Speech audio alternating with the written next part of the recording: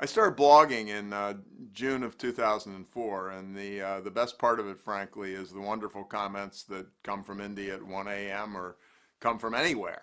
And one morning when I logged on, I had gotten a lovely comment from a guy by the name of Dave Wheeler. And it went like this: what are the four most important words in an organization? And the four words were, what do you think? And I thought about it and I thought, my God, you know, this is just bloody amazing. I mean, it's absurd. I mean, what do you think mean? What do you think when you say it to me means you are a person of value who has an opinion that I want to hear? And so I've started taking it to its ultimate extreme and saying, okay, I want you to keep a little scorecard. Keep it in your pocket, wherever else. How many times, and I do, everybody's watching this, how many times in the course of a day do you say, not 5 words, not 3 words, not 10 words, what do you think?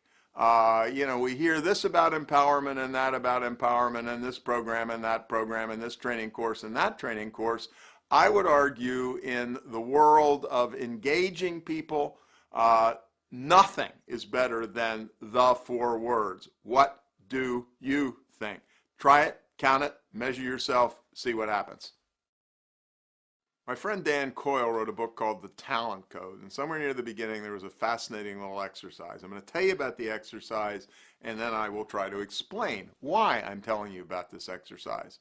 You get a list of words, and after a certain number of you look at the list for 60 seconds, 90 seconds, whatever, and then 5 minutes later, 10 minutes later, we ask you to recall the word, as many of those words as you can.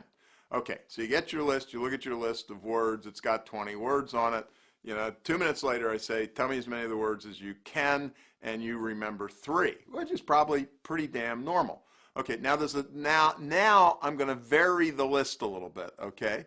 And I'm going to have a list, or some other guys are going to read from a list, and it's going to be exactly the same words, except every word is going to have one letter missing. Like you'll see kitchen, but the T will be missing, and there will just be a blank underscore where it is. Okay, you look at that list, letter missing in each word. 5 minutes later, whatever the metric is, I ask you, tell me how many words you can remember. It's bizarre. Test after test after test, the statistics are sound. You remember 3 times more of the words that had missing letters than the ones that didn't. Now, why am I telling you this story? For the simple reason, it is a fundamental description of what happens when people's brains are engaged. Somehow or other, your brain has got to put the T back into the kitchen. But fundamentally, the notion here is people who are engaged in general are in fact more engaged, if you will. The brain is working, you're paying attention, and it's a big, big, big, big story, even though it's purportedly just about a couple of lists of words. Huge deal. Think about it. Bottom line, your internal customers are more important than your external customers. I was giving a speech to General Electric, GE people who were in one of the big energy sectors. GE is a nut. I wish maybe the people in the banks had been. GE is a nut about risk analysis. And I was talking to one of their top salespersons. These are the people who make multi-billion-dollar sales, certainly sales of $100 million or always in the millions. And this was the guy who put me onto this. He said, my most important customers are my internal customers. Now, what does that mean? In his case, there is a risk analysis department in GE at the corporate center. And the average man or woman in that department has got 27 folders, electronic folders, with projects that need to be evaluated. What does my friend want?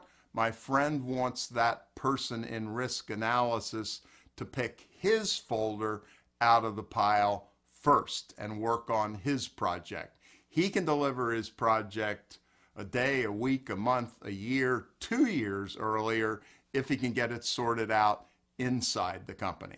And incidentally, the same thing is true for a 19-year-old waitress or waiter in a restaurant. the most important customer for the waiter or waitress is not the person buying a meal, it is the chef. Will your plate come off first? Will your plate be cooked absolutely perfectly? If the chef loves you, the chef will pay more attention to you. I'm not suggesting we forget the people who pay the bills, but I am suggesting, I am saying, and I am insisting development of your internal customers is more important than your external customers.